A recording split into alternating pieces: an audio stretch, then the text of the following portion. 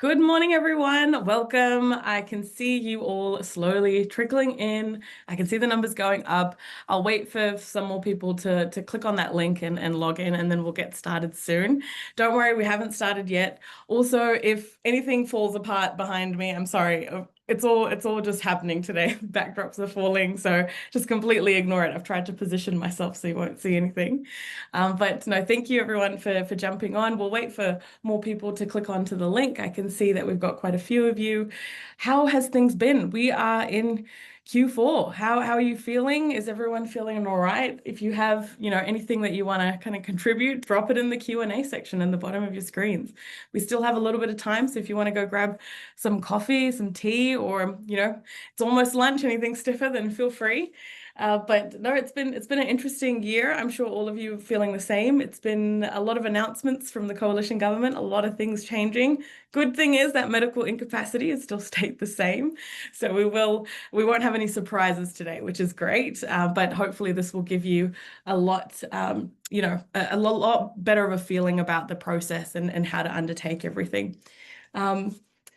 Oh, so somebody said that I can't do a thing with my hair in this wind. Oh my goodness, absolutely. I live in the Manawatu region and it is so windy here.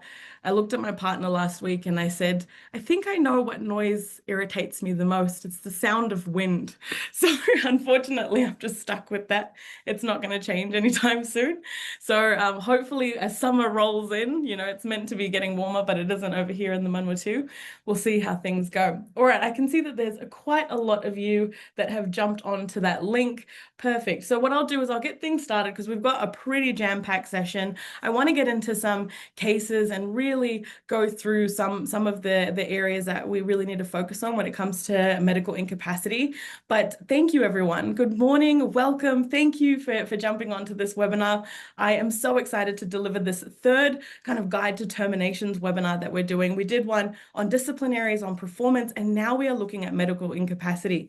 When I went to the lovely Bernie, who is in the background there, you might be seeing her, in the chat and things.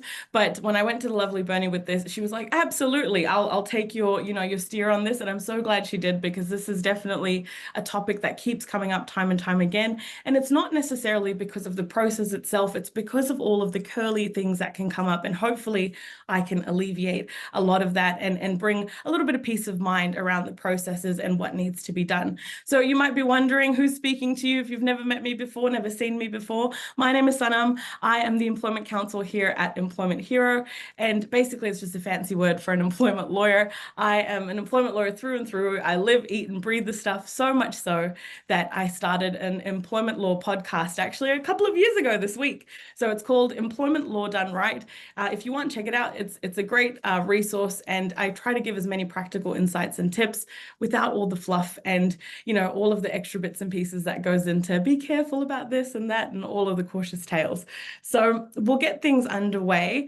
And I just wanted to say, this is going to be a topic that is going to be heavy. So it's recorded. So don't worry about scribbling anything down or worrying about making sure that you've got all your notes in order. This is all going to be recorded. We also are going to have a Q&A portion at the end of this as well. So make sure that you save your questions, send them through the chat. We've got the Q&A box at the bottom of your screen, so please use it. I am here to help you. Obviously, I can't give you really specific advice, but if you are wanting to know about the processes and all these things, then please absolutely ask your questions, and I'm more than happy to see how many I can get to towards the end of the presentation. Now, you can see we've got quite a few things happening here. We're going to be talking about medical incapacity, but then also looking at common pitfalls, looking at other cases and what those cases have shown us, as well as what's the best way to go about dealing with these situations. So quite a lot to cover today. And I just want to say that, look, this isn't specialized personal legal advice that I'm giving you. It is provided to you in good faith. So if you are dealing with anything at all, I am talking about, ongoing sickness in your workplace, injuries, or anything like that, then please go and speak to a legal representative in your area. It will make a world of difference for you to have some legal advice rather than trying to do this on your own. Trust me, this is one of those tricky areas. So That is my spiel. We are done now, and let's kick things off with actually looking at the definitions of medical incapacity. The first thing I want to say is that this is not going to be an easy process. I think there's a lot out there that says, look, this is a long process and all this stuff. I'm here to just cut through all of it and tell you that it's not going to be easy. It's not simple. It's not a quick fix. It is one of the longer processes that you'll have to do when it comes to an employment law process. We look at performance management. You can roll that around in about 4 to 6 weeks for each PIP, and going through each stage of the process. You look at a disciplinary, a week, 2 weeks tops, redundancy, sometimes even up to a month. But medical incapacity is one of those ones where it will take several weeks, if not months, to get to where you need to go. And in terms of the cases that we've seen, generally speaking, those cases are the ones that have taken months and months and months to finally look at terminating that employee. So we'll kick things off by looking at what the actual definition of medical incapacity is, because I always have employers coming to me, HR professionals going, Sanam, we've got an employee that's been off sick, for 2 months. They know that they're going to be off sick for 2 months. They're going to come back after that. We want to kick off a medical incapacity process. We can't leave this job open for 2 to 3 months. This is ridiculous. So medical incapacity has a very strict definition, and it is important to understand that definition because not everything falls into that bucket of medical incapacity. And what I just said about the 2 to 3 months, potentially an employee being away, that in many cases, if the employee can come back, wouldn't be deemed as medical incapacity. So what is it? It's where an employee is unable to perform their contractual duties, so their role, whether it's in part or fully, due to genuine illness or injury, and that can be for an extended period of time, or it can be for an indefinite period. So meaning that it could be over several months that they might not be able to come back into work, or it could be that we have no end in sight. And I'll talk about some of the areas that I've kind of seen and worked on. I am so happy that I can say that every medical incapacity process that I have helped employers with has not landed in a personal grievance. That could be sheer luck, but we have really tried to work to tick off every box and make accommodations and try to do this process in the right way so that it leaves the employer unscathed. And I'm happy to say that I've been able to do that. And usually it is because of the fact that, as you will see, the process requires many steps. It requires going back and reassessing.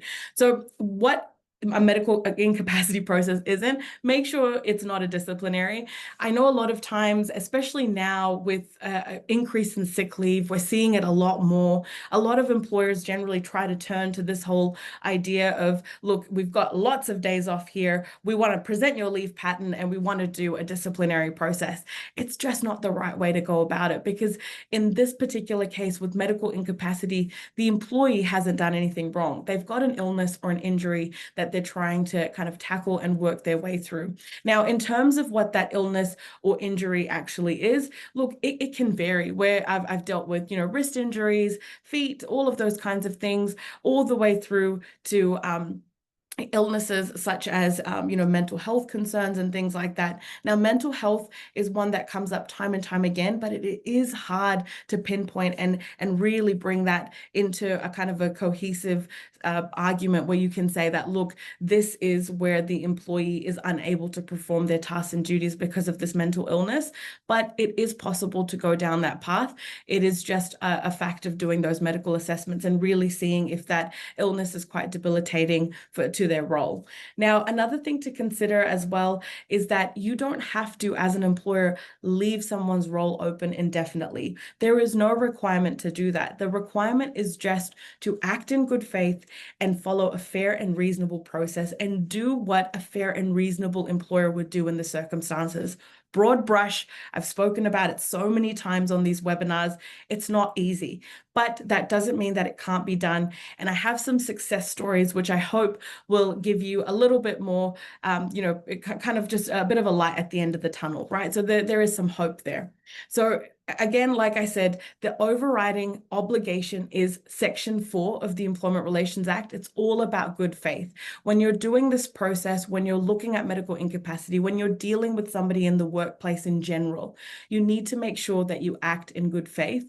And what that truly means is that there's three key principles there. It's making sure that you are clear and communicative. It's also making sure that you're not misleading the employee. And the third component is giving everything upfront to the employee before you make a decision to terminate, so that they are able to comment and they are fully consulted with prior. So that means giving them everything and anything that you are using to base your decision off of. And it is really critical in this process more than any other process, because you are relying on so much information to look at potentially terminating this employee.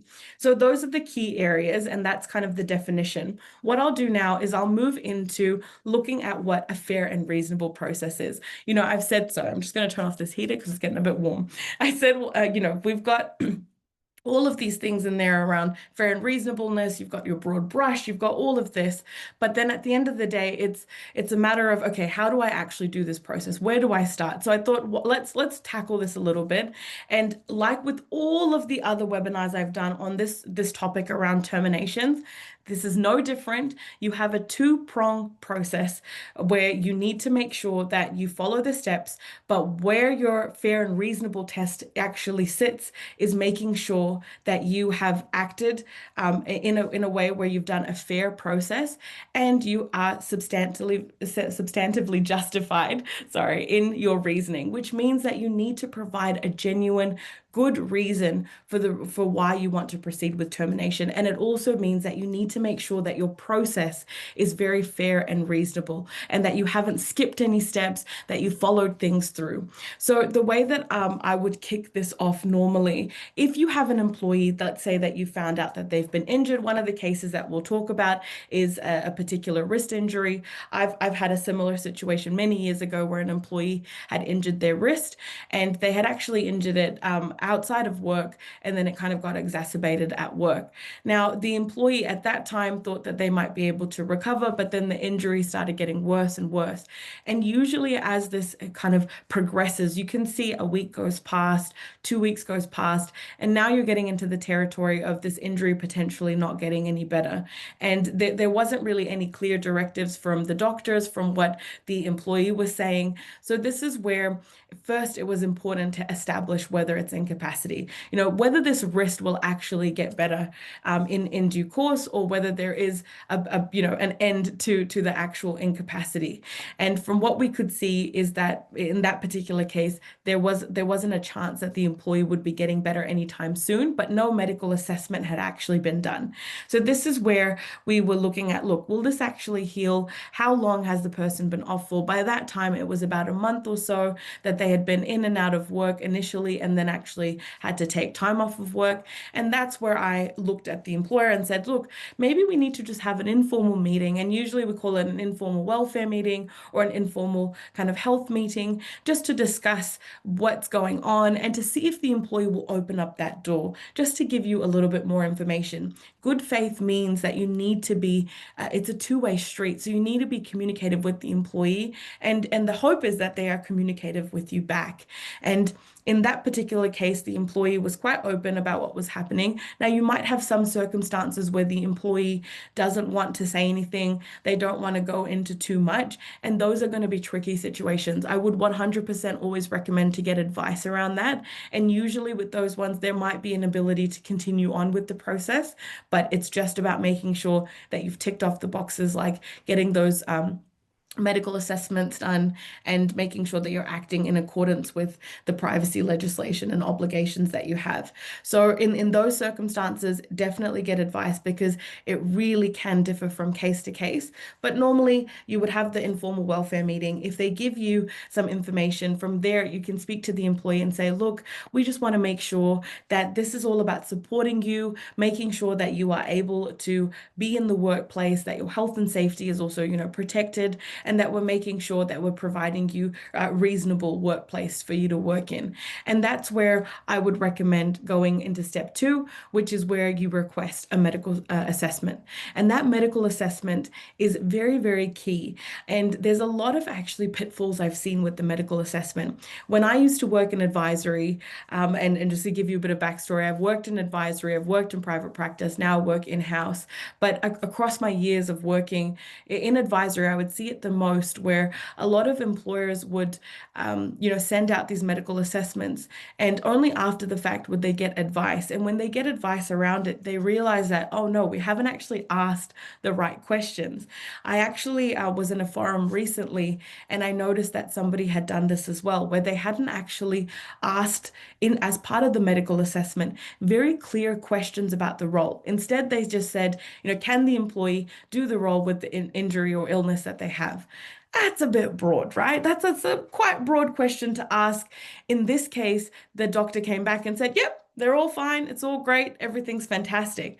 But the reality of that situation was that the employer actually kind of did themselves a disservice because they didn't ask the right questions. What you need to be asking is really get into the job description. What does the employee do?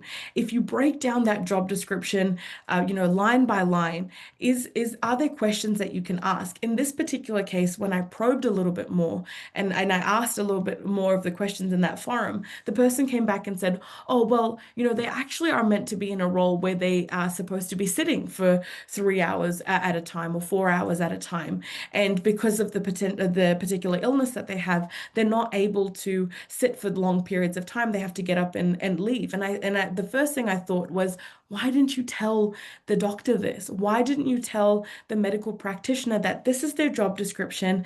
These are the KPIs, to some extent. They need to be sitting for 4 hours to do a customer phone-based role. They need to be doing this. If they've got a wrist injury, they need to be typing, all of these different things to tease out whether this actually can be done, whether there are light duties that the employee can do.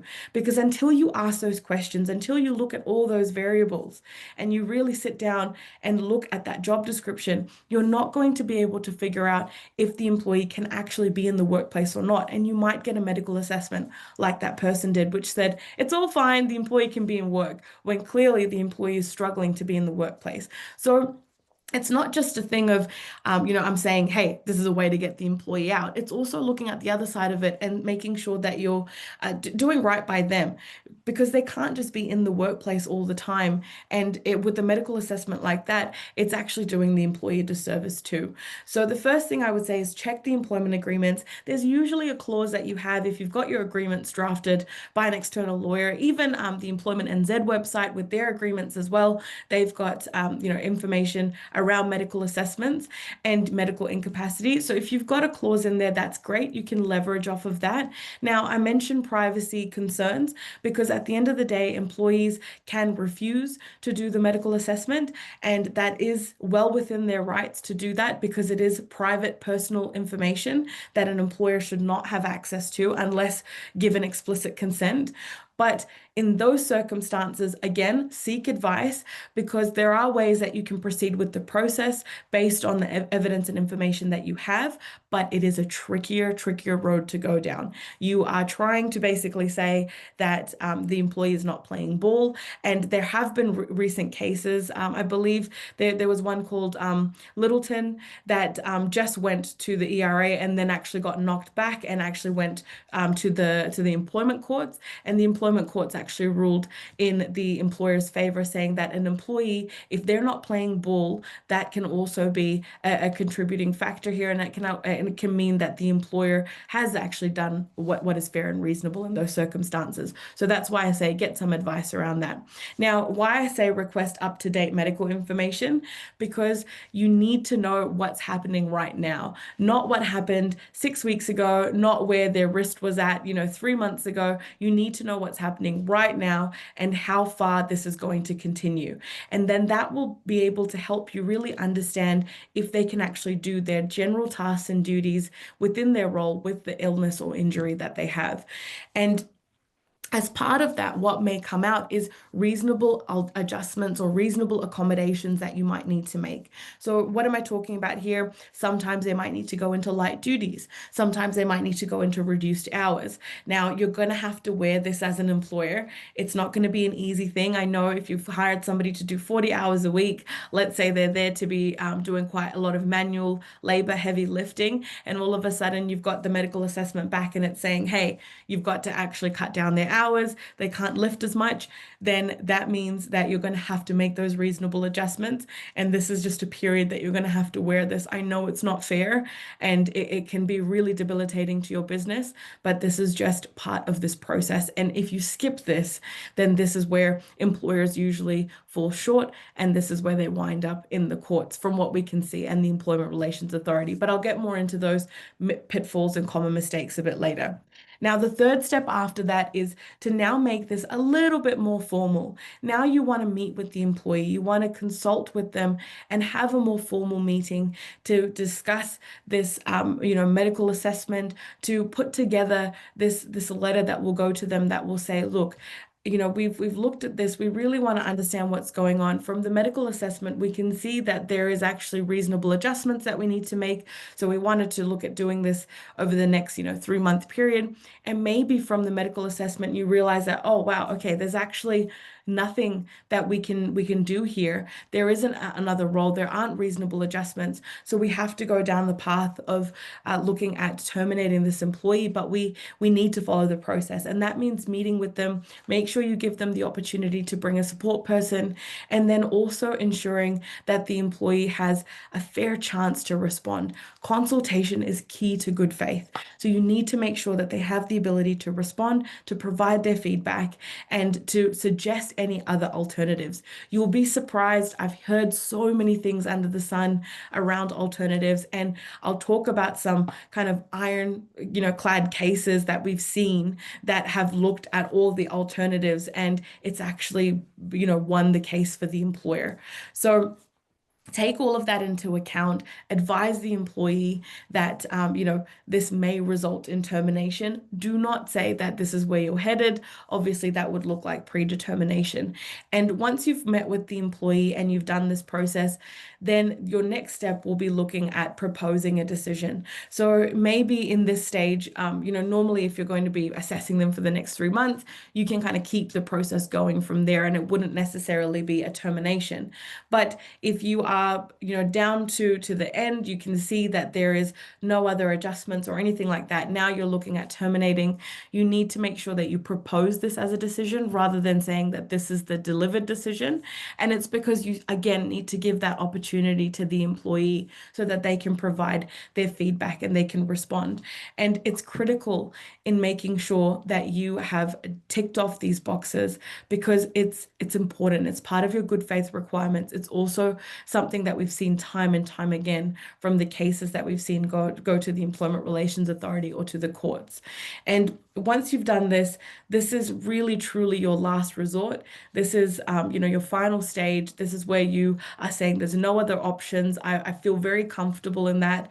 Try to do this in a way where you step outside of the situation and you put yourself in kind of a mediator's shoe or something like that, or an employment authority shoe, where you're looking at this as, look, I'm not the employer, but what would a fair and reasonable employer, what are they meant to do in these circumstances? And sometimes it's hard to do that, but hopefully with these pitfalls and common mistakes, you'll be able to see what not to do, which will kind of guide you in the other direction.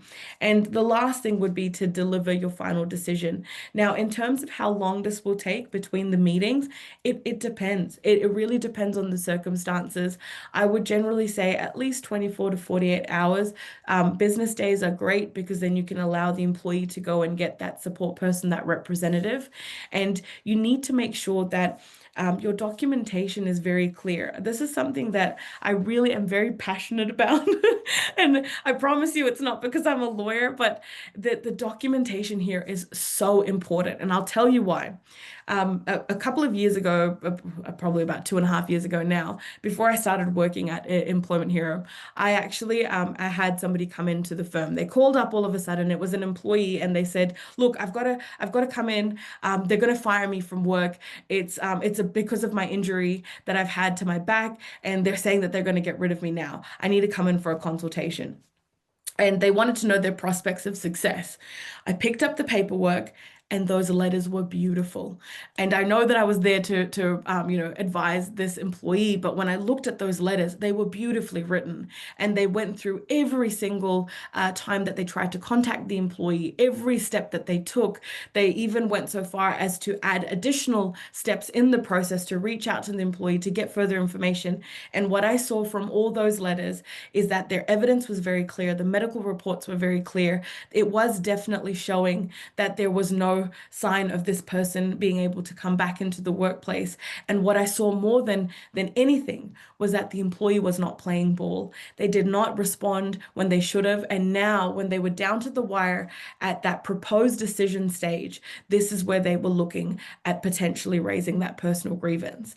And in that case, working in private practice, we take on cases, based on their merits and things like that. And that time, I knew for a fact that this wouldn't be something where the employee would have a favorable outcome, especially against an employer that might, be larger, and then also would be able to kind of pursue this a little bit further. So that is where I would say, look, even for me, I'm a lawyer, and I even have turned away a client knowing that these are solid letters. So they are really, really important. And that's why delivering your decision, proposing your decision, even down to the consultation meeting invite, you need to lay everything out. If you think it's too much information, add more. And trust me, more information is a lot better than minimal information, especially when we're looking at the New Zealand landscape when it comes to employment law. So this is where you would deliver your decision, and you would confirm it in writing. I would normally say meet with the employee too. It's a difficult time. It's a tricky conversation and a tricky process to go down. And you can see if you want them to work out their notice or not. Most likely, if they're injured or unwell, then they won't be working out their notice, but you still need to pay them for that time.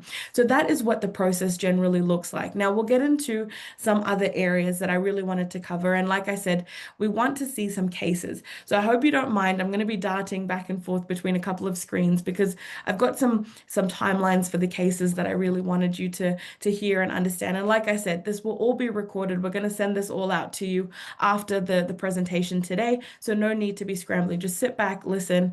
Let's have a look at some of these cases.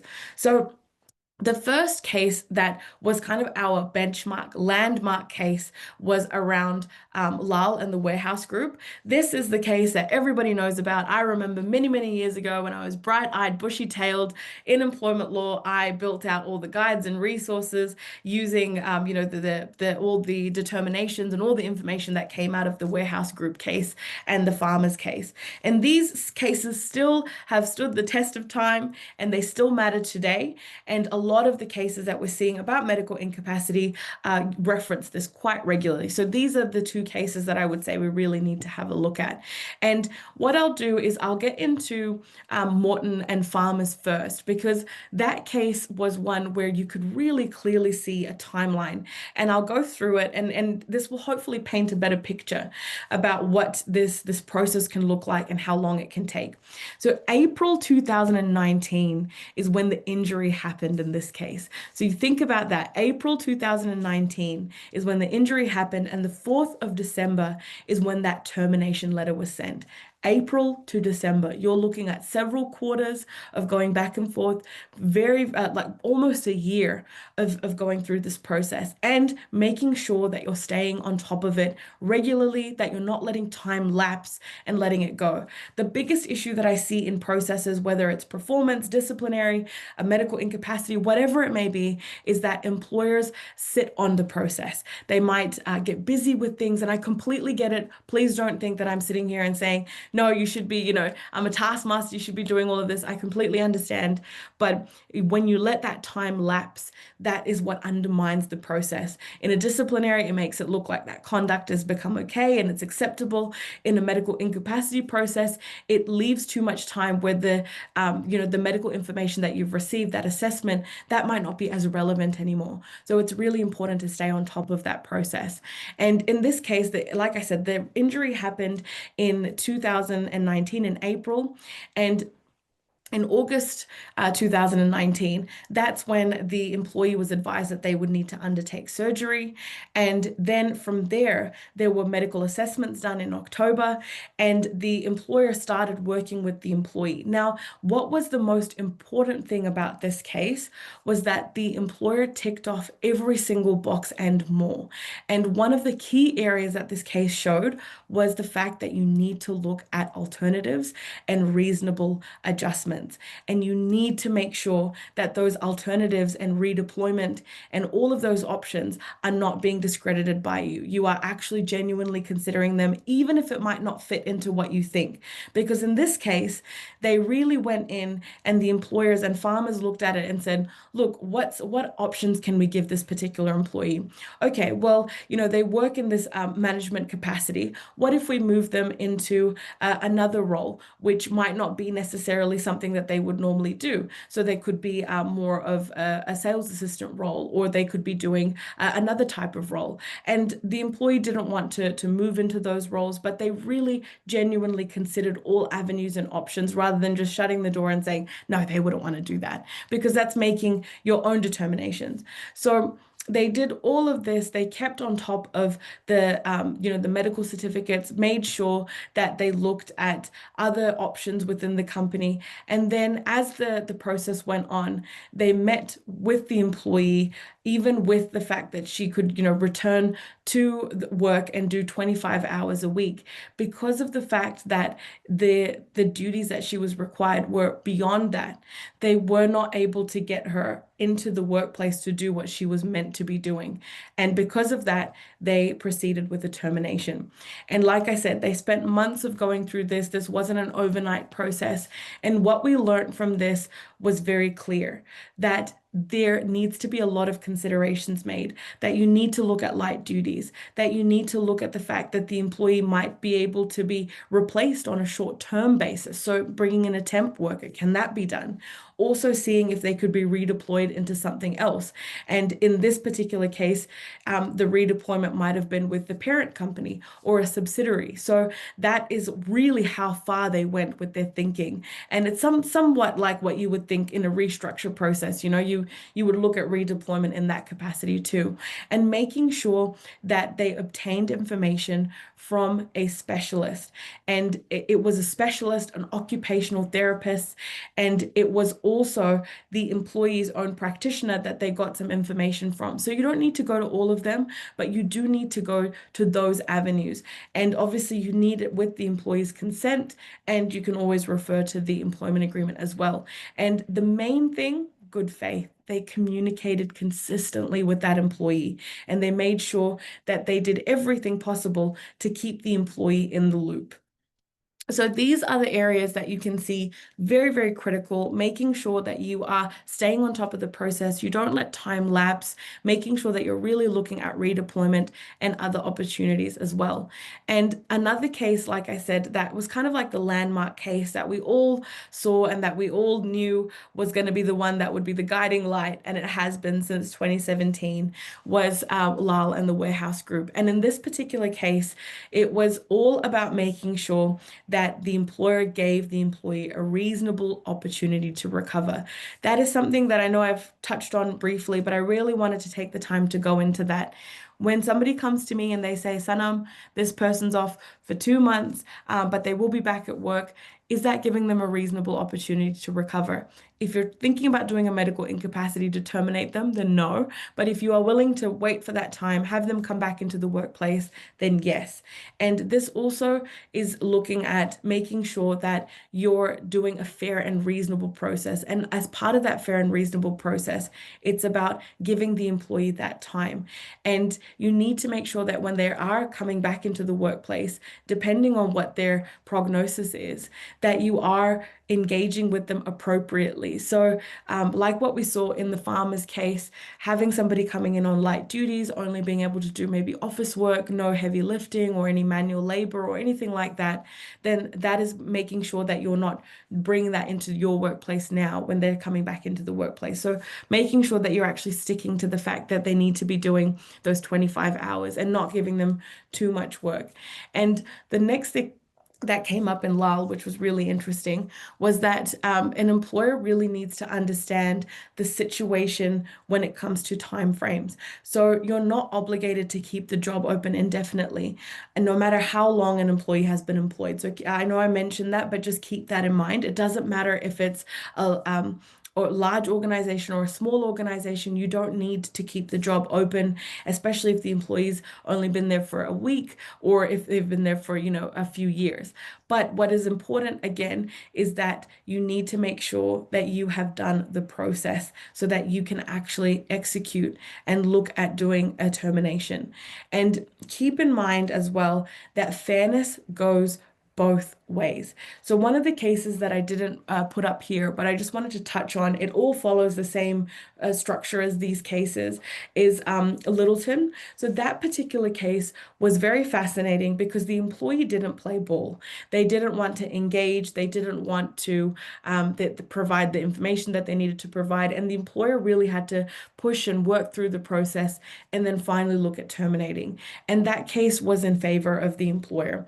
And what that means is that you've got a clear-cut situation here where if an employee doesn't engage with you and you're really genuinely trying, then there is room for you to be able to proceed with that process. Now, again, it's tricky, and where the line is it's different. And that's what's so hard for me to communicate to you here, is that I can't say, right, set, if it's been 3 months, then absolutely go ahead and look at terminating. It just doesn't work that way. So that's where I would say get some advice. So you can see here that there are some very clear steps that these employers took, and they did the right thing. And it was all about that consistent communication. One thing that I've seen, and I'll probably actually get into it in the pitfall section. Let me move into that area. So this is the pitfalls where employers get it wrong. I'll keep a note of what I was going to say, actually. It was just around looking at the conversations and the consultations. So when we're looking at pitfalls, we're looking at everywhere that this can go wrong, right? So anywhere and everywhere. And what I could see, the first thing always is, hey, Sanam, we want to terminate this person. They've been away for the last, few weeks. Okay, are we acting a little bit hasty here? Let's not jump ahead. Let's see what we can actually do to pull this back, and have we given them a reasonable opportunity to recover? Another thing that I wanted to mention as well was around the communication and the conversation. I've noticed a lot of times we do this process. So with disciplinary and performance, it's not necessarily the same as, I would say, like a restructure, redundancy, and a medical incapacity, where I truly believe communication is very, very important, to the point where if you run a meeting today, you need to set timeframes and expectations of when you're going to go back to the employee next. Of course, it's important in disciplinary and performance, but this is a very high pressurized situation. You're dealing with an employee that is potentially going to lose their job. You are also dealing with yourself that is probably quite frustrated with having to deal with this in your workplace and not being able to just move ahead and hire someone that can actually do the role. And then you're dealing with that extra layer of sensitivity around the fact that it could be a medical issue, it could be mental health, it could be another illness, injury. So there's a lot of layers to that. And because of that, it is important that you really keep them up to date about what's happening next. And I know that it feels very administrative and it's very manual, but it will make for a much better process. I hear too often that I feel blindsided, I didn't know what was expected of me. I didn't know what I needed to do. I wasn't sure when the next meeting was going to be. All of those things under the sun, I've heard them, and it's usually because of the failure to communicate. On both parties, it could be on the part of the employer too, but just keep those lines of communication going open, because this is a very live and arduous process, and you want to make sure that you don't have to stop, cry halt, and then start from the beginning again. You don't want to do that. And you want to just be able to continue. So again, insufficient medical evidence.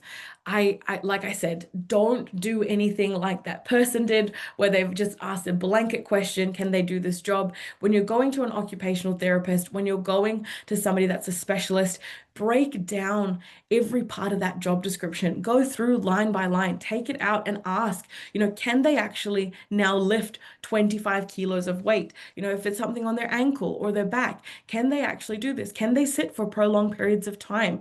And explain to the doctor what the situation is, because they don't know. They have no idea about this employee or what they're doing day to day in the workplace. They might know them personally or as their GP or whatever it is, but they don't know them in terms of what they do on a day-to-day basis in the workplace. So make sure that you've really gone in and you've broken down those specific questions.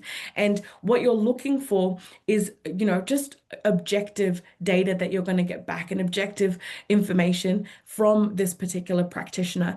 And you're looking for something that will show that the employee either has no sight of being able to return, or if they do return, it's in such reduced capacity that you're just thinking, look, with all the alternative options I've suggested, redeployment, it's just not possible. That is where you would like to land in this process if you are looking at terminating. Now, again, like I said, confusing the process. Do not treat this like a disciplinary. It's not. It is a medical incapacity process. The employee hasn't done anything wrong here. I know it can get frustrating. They might not want to open up about their health or their well-being. They might be, especially if they're on ACC, they're thinking, I don't want to actually be coming into work. I can probably ride this out for a little bit, but don't take those frustrations out. It will undermine your medical incapacity process and your argument if things get a bit spicy and curly later on. And failing to consider those reasonable alternatives and adjustments and accommodations. I've mentioned it, I've hammered into it. It's really important to make sure that you've considered everything. Light duties, another role, moving to a subsidiary, all of those different things. Is there anywhere else that we can change and move this employee? And look, it might not be a viable option, but cover it off. Put it in writing. Explain why. Your why and your who, what, when, where, why is always going to be your biggest things in these letters. And that's why it's important to tie it off. If the employee is not playing ball, put that in the letter. Make sure that you reference the fact that we emailed you on this date, or we sent you a letter on this date. However, we have not heard back from you. We then sent you a following letter as well. Go into that level of detail. It will make a world of difference when you are running these processes. And look, in terms of timing, how long it'll take, it really just depends. That particular one that I was talking about the wrist injury, that took several months to do. I would constantly be on the phone with the employer, and my heart goes out to him. He would always be saying, do I have to do this? This has been ridiculous. It's been 6 months now, and we still are not there yet. And, it's fine up until it's not. And that's just the reality with any kind of employment law situation. It's okay if the employee plays ball and everything's going fine. And as soon as the employee decides to get their backup or raise a personal grievance, everything the employer has done is scrutinized. So unfortunately, or fortunately for the role that I do, that is just something that I heavily have to focus on, because I want to make sure that we're protecting employers as much as we can. And ensuring that you're looking at the reasonable time, it really depends. Look, there's no fixed weeks like I've put up there. It depends on sometimes length of service, size and resources of the company, ability for the business to recover, and also how long the person will take to get better, and what's in the employment agreement. Now, the reason why I've put in what's in the employment agreement is depending on the circumstance. I believe if you're on a unionized kind of environment or situation like that, and you're on that type of agreement, then most probably with a collective agreement, you'll have your own clauses in there around medical incapacity. And I know I've looked at it recently for teaching, and it is a difficult process. It is a difficult process. So go back, have a look at your agreements, especially if you're in on a collective agreement or on a unionized environment. It's a lot better to make sure that you're tailoring these processes to your particular circumstance. And the last kind of thing that I wanted to have a look at before we got into the Q&A component was things to watch out for and what to really look at. Now, the first thing I wanted to say is privacy. Privacy is key. It is important that you make sure that you uphold the employee's privacy. If they don't want to give you the information, you have to go on what you've got. You can't force someone to give you a medical assessment. You can't make them go and do it. And if they don't provide it, you can't send them through a disciplinary. So keep that in mind and make sure that you follow the process. Don't skip a step. I always say with medical incapacity, don't skip a step, add steps, and it will make it a lot better for you if, this goes into, I hope it never does, but if it ever goes into an employment relations authority situation or you're dealing with a personal grievance, I want all the employers out there to be able to put their hand on heart and say, no, I did this fair and reasonably. I tried everything possible and I went through every avenue possible. So focus on the essential requirements of their role as well, and make sure that you look at the operational needs. Now, this is really stepping back and away from their illness itself, but more so looking at the job that they're going to be doing. So you're not going in there and honing in on, this is the illness that you've got and talking about all of that. It's about, are you able to actually do the tasks and duties, the essential parts of your role that you are doing day to day? Are you able to do that with this particular illness? Not necessarily you have this particular illness, can you work with an illness, for example? So it's looking at it from the other lens, and then also looking at what the operational needs are of the business.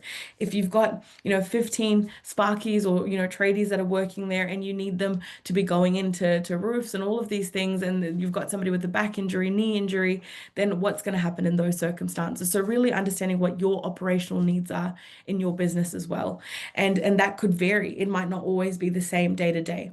And making sure, like I said, that you get that explicit written consent. Do not have the employee just agree to it in a verbal meeting. Make sure that you go back to the employee and confirm that they accept the medical assessment, that they want to go through with that, whether that's having a meeting with them about it and then having that in the meeting minutes, but just making sure that you've got that express consent. Written consent would be even better, and having them sign off on that would be great, because you don't want them turning around and saying, I didn't want you to access this information. I felt really uncomfortable. And like I said, it's a two-way street. It's something we're seeing more and more in the cases coming out, and it's important that the employee and the employer are both acting in good faith. And if the employee is disengaged, then use that in your lettering, put that in your documentation to show that they're not actually going to be, they're not responding, they're not actually playing ball. And again, hammering in like any lawyer would, documentation is key. To give you a bit of an idea of the level of detail that I would put into these letters, I've drafted many of them over the years, especially in my advisory days. We are talking about, for that initial meeting, that formal meeting, we are laying out what the medical assessment said in detail. We are laying out what has been discussed so far. We would lay out exactly what other options the employer might be considering at the time after receiving the medical assessment. Also, what the medical assessment has said in relation to them doing other tasks and duties. And sometimes those letters are 4 or 5 pages long, but you need to make sure that you get all that information out there and really lay it out, so that if they ever go to a lawyer, someone like me, they can pick it up and go, no, actually, there is no case here. And you want to be very firm and sound in that. And so the last thing is, make sure that you get advice if you need it. It's a tricky, tricky, tricky area. It's not easy to cover. It's not easy to understand. And it can be very, very layered. I did a post on LinkedIn about it today, and I spoke about how the fact that this whole process is multi-layered. You've got so many areas that you need to be thinking about, but it can be done, and there are successful cases out there. So if you ever want take a look into those cases. I had the names up on that screen. And absolutely, when you get the recording and the slide deck, please go ahead, have a look into it. There's a lot of articles out there by other law firms and things as well, and it'll be very useful for you to see exactly where it's gone wrong and where it's gone right. So that brings me to the Q&A component. I think, Bernie, we're doing pretty all right. We've breezed on through. I hope that this wasn't too fast. If it is, then slow me down when you listen back. I can see that we've got quite a few questions here. So, let's see what we've got. Oh, thanks, Bernie said we're smashing it. So hopefully everyone shares in the same sentiment. All right, so we've got the first question. I apologize. I'm going to be doing a bit of reading and also answering, so forgive me now. What kind of evidence should they have prepared in the event of a grievance or if the justification is challenged? So this person said that, we might go through this and we have, but I'll still answer it. I want to get through, as most of the questions as we can. Like I said, making sure that you've got that medical assessment there, making sure that you've detailed every kind of avenue that you've gone down, and that you've looked at redeployment, reasonable opportunities. That is all your evidence to show that you have acted fairly and reasonably as an employer. And we know that this is what you need to do, and you have to do it because that's what the cases have suggested. And the cases that haven't been successful, usually when they go to the authority member turns around and says, oh, well, you didn't actually give them a reasonable time to get better, or you didn't actually conduct a medical assessment which gave you clear details about the fact that they can't come back into the workplace. So things like that. And then we've got another question here that said, so partial medical incapacity, again, that is like coming back into work, having light duties, and somebody's asking how to tackle partial medical incapacity when the employee is on and off, or needing to work from home due to their health, but not necessarily all the time. I would say that if you're dealing with a partial situation and you haven't actually had a proper conversation, a proper process hasn't actually kicked off, then I would highly recommend you at least starting to get the conversation going. From what you've said, it seems like that there is a chance that, the conversations have been done, the employee says they're not feeling well, but they can work from home, and the business might be going along with that. But it's really about understanding whether you've actually got an incapacity situation here or not. And that would require you to speak to the employee, have that initial conversation, but then do those medical assessments. Find out if the employee actually needs to work from home. I had somebody that this is gonna be awful, but I had somebody that I spoke to recently, and sorry about the notifications, everyone. When I spoke to them recently, they said that, look, I get really tired at work, and I told the employers at the time that I feel really, really tired, and I'm not able to function, and I just can't come in one day a week into the workplace. I thought this is a bit ridiculous, and I was wondering, if the employer did a medical incapacity process and the employee actually went through that. I know the employee personally, I know the person personally, I know that they probably wouldn't be able to pass that threshold. So a lot of times it is about getting to that, to having the conversation, getting the assessment done, and seeing if there's actually something going on there. And so somebody said that if the employee has several injuries and you're looking at now termination, medical incapacity termination, does it need to relate to one injury, or can it be related to multiple injuries? Look, if it's more than one injury, then you can add them in, but it's more so about, are the injuries actually stopping them from being able to do their role? So let's say if they've got, I don't know, a thumb injury and they don't use their hands at all for work. I don't know who would, but if they don't use their hands at all for work or something like that, maybe they have to just stand or something like that. Then absolutely, then that wouldn't be something that you would include. But if they require it to do their role and the injury is actually stopping them from being able to do part or whole of their role, then I would include other injuries as well. But make sure that you do it in a way where you've got that medical assessment. It is strategic. It's not just throwing everything in there. Sometimes when we do do too much, then it really undermines the argument. It's kind of like doing a disciplinary process and then having serious misconduct sitting up here and then a couple of general misconducts thrown in there as well, like lateness. When you've got somebody that's maybe under the influence at work, you really don't want to be talking about the lateness now. So it's just picking your battles there. And another question that came up is, so what if the employment agreement doesn't have a medical assessment clause? I spoke about this a bit earlier, but I just want to touch on it again. If it doesn't have a medical assessment clause, that is fine. You still might be able to go down the path of doing this. I would suggest to go get legal advice, but absolutely you can reach out to the employee and see if they will go down this path, because we know from cases that you can still run the process and still do this. It's just that that clause gives you that extra bit of leverage, and it's something that the employee signed and agreed to. Not that you can force them, but it just gives you that extra bit of leverage. So again, I would say seek advice, get some advice around it. And so somebody wants to know if if they are obligated to keep an employee's role open while they are on ACC. No, so you don't need to keep someone's role open indefinitely, but you cannot just axe them all of a sudden and overnight. I think that's what we've kind of learned from this process, is that you need to make sure that you go through a process, that it's fair and reasonable, and that you keep them involved in each step of the process. And another question that came up was, we have a staff member on stress leave at the moment.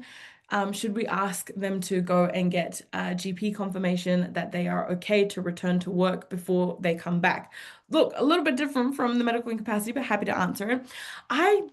I don't know why we don't do return to works as often in New Zealand, personally. When I worked for an employer many, many years ago, they would religiously do return to works every time somebody was off. I always recommend it just so that you can make sure, if you're looking at it from the employer's perspective, it gives you peace of mind to make sure that the employee can't turn around and then say, look, I wasn't feeling the best and I got, told to come back. But usually the way that employers in New Zealand handle it, and it's not the wrong way to do it, it's perfectly fine, is that if that med cert says that it ends today, for example, then that means that they're fine, ready, fit to come back to work after today. So it really just depends. But there's no harm in doing that return to work kind of check. And so somebody asked, with light duties, is the employer's obligation only to duties specific to the role? No. So with light duties, it could be things that go outside of it. And that's what we've learned about alternative options and redeployment as well. If you have ability for them to slot in and do other areas, and you need to be able to definitively say yes or no to those things. If you can do that, then there is a chance that you might need to offer them light duties in other areas. But again, it's really about working through and figuring out what they can and can't do as part of their role, and seeing if it's reasonable to move them somewhere else. But again, get some advice around it, because those are the areas where it gets a little bit tricky. And oh, I like this one. This is very interesting because we always get this question. Oh, I prop myself up. We always get this question when it comes to restructures and redundancies. And Bernie said it's all good. We might go over a few more minutes because I can see the questions are still coming in.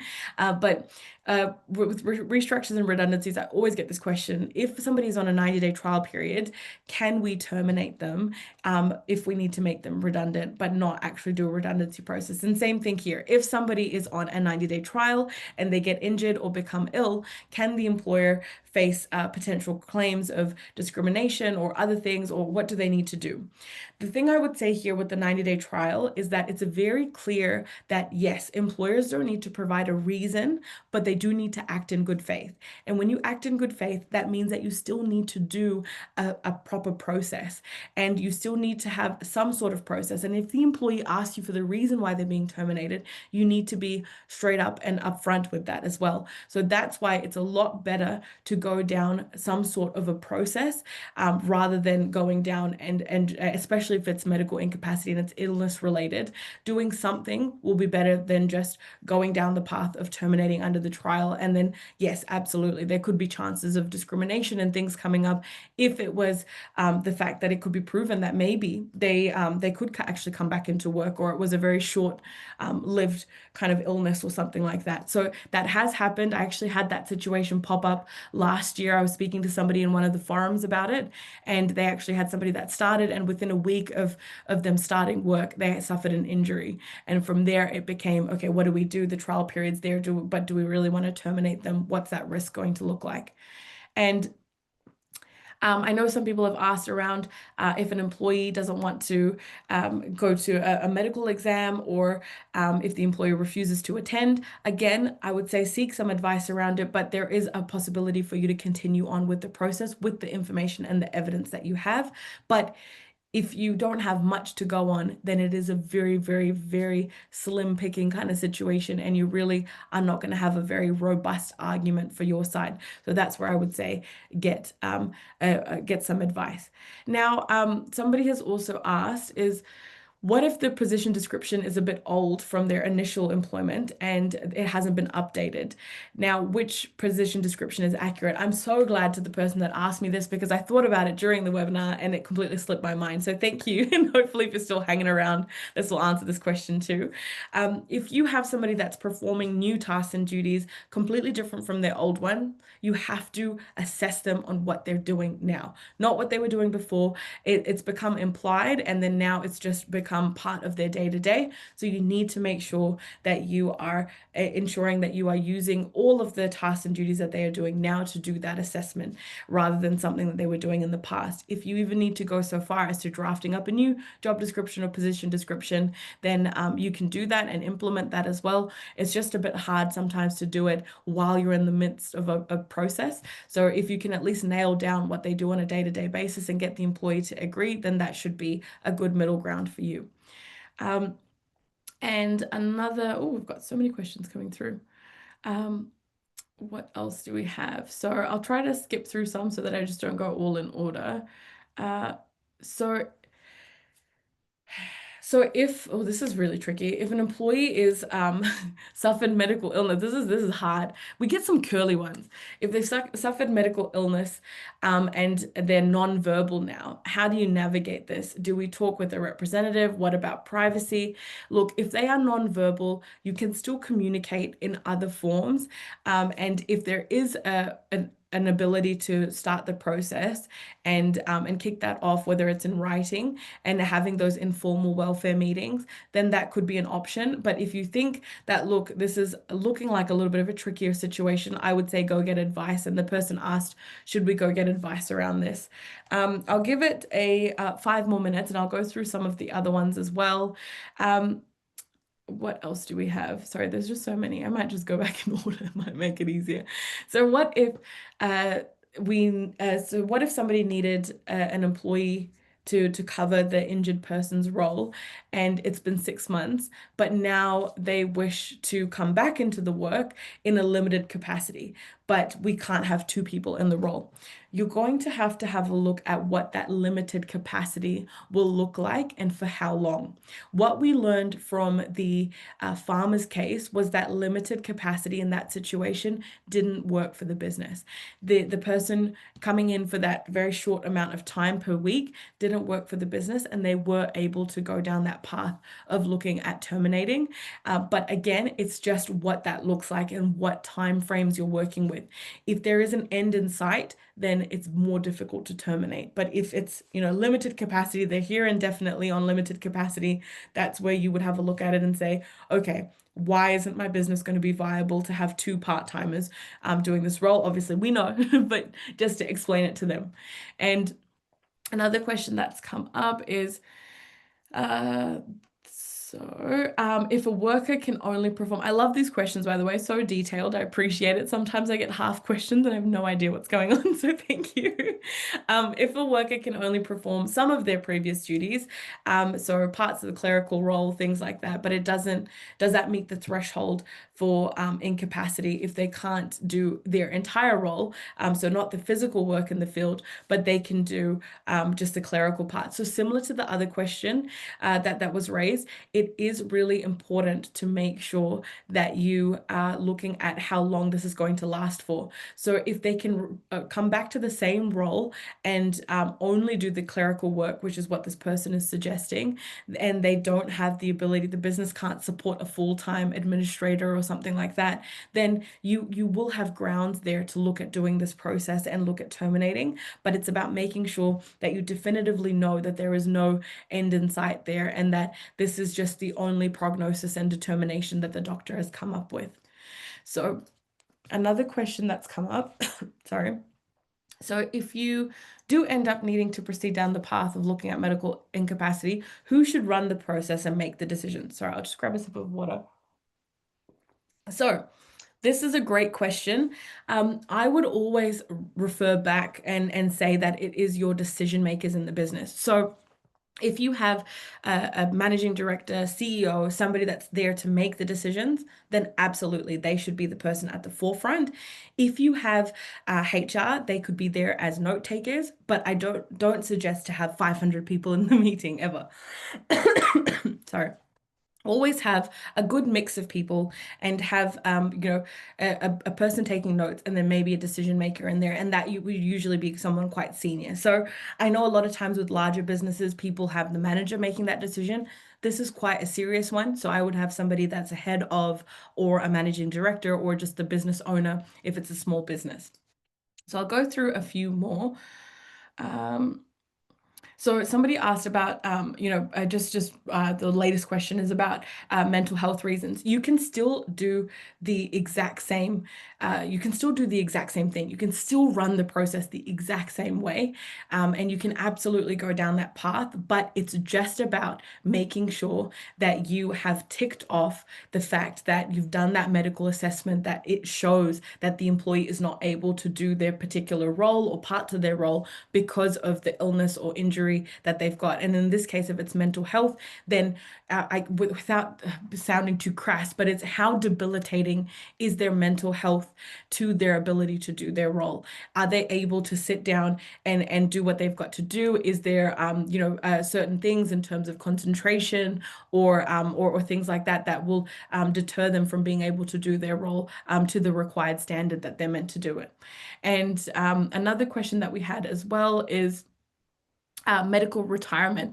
So medical retirement has come up a few times. So I'll answer it. I haven't ticked off all of them, but they've come up a few times. But essentially with medical retirement, this is a very dignified way that you can approach the situation, and an employee can look at medical retirement. With medical retirement, though, what we generally look at is essentially that the employee is not able to do their role at all, and it's a way for the employer and the employee to kind of come to the table and say, look, this could be an option, where it's a lot more dignified.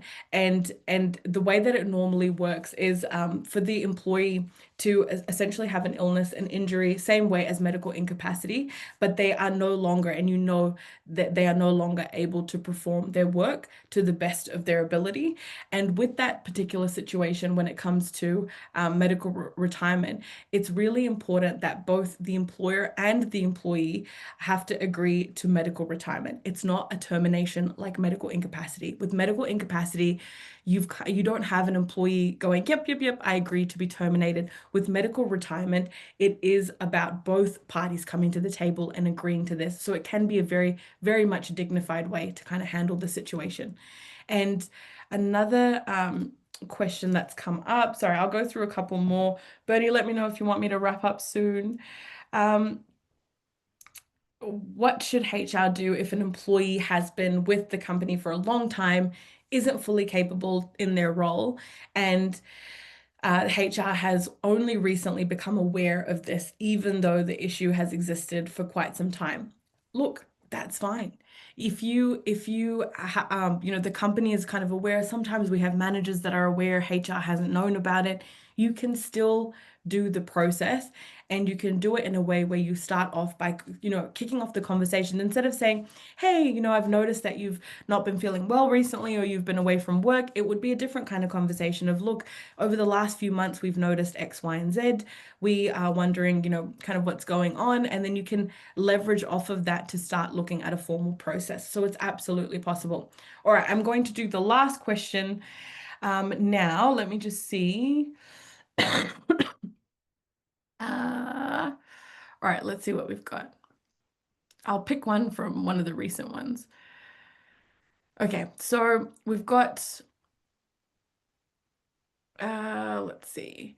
So we've got a lot around specific illnesses. So we've got concussions, and people that have had a stroke. So I'll try to cover off a couple of them at the same time. So look, concussions, absolutely, they can be tricky. It's about making sure with that, it's usually attention, the ability to kind of lock in and be able to do work, similar to if you had other types of illnesses as well. So it is really ensuring that you're breaking down that job description. All comes back to that, and that's what will be the crux of your medical incapacity kind of process and your assessment that's being done. And with the question around the stroke, again, the person saying that they're trying to do their job, but definitely not as well as before, with lots of customer complaints. Are we able to go through the process? So if you can see that they're not able to perform their role anymore, if you can see that there's a deterioration in the standards that are required as part of their role, and it is pinpointed to health, even with the concussion, even with the stroke, absolutely, that is what the medical incapacity process is there for. Now, you're not going to kick off a formal process. I want everyone to understand that as my last closing thing before Bernie, pulls me off the stage with the hook. I want you all to understand that it's not just going to be an overnight thing. We're going to kick off a process like you get invited to a formal disciplinary meeting. This is a slow process. You're starting off by first seeing if they actually have an illness and seeing the deterioration maybe in their work or illness or injury impacting their ability to perform their role. Then you are moving into having those informal conversations with them, opening up the door, seeing if they're willing to play ball. And then from there, that's when you're moving on to looking at, maybe a medical assessment, a more formal part of the process. So you can see that there's quite a lot of hurdles to go through before you need to kick things off. So I've covered off a lot. And I hope that this has answered a lot of your questions. Thank you so much to everybody for jumping on, for being involved, for getting amongst all the questions. I really appreciate the people that are still left over. Like I said, my name is Sanam. If you want, reach out to me on LinkedIn. I absolutely love posting employment law content. It's what I live, eat, and breathe. So absolutely give me a follow. And other than that, if you have any questions or anything, send them our way. We'd be more than happy to take a look. We also have an advisory service as well that you can kind of tap into. And there will be, Bernie always tells me, I have to mention this, there will be a survey that will pop up at the end of this webinar. So please make sure that you give us your feedback. If you liked it, if you didn't like it, be honest, let me know. I might be sad for the evening, but that's fine. Other than that, thank you so much, everyone, for being here, for giving me your mornings now into your afternoons. I hope you have a lovely rest of the week, and thank you so much, and I'll see you in the next one. Bye.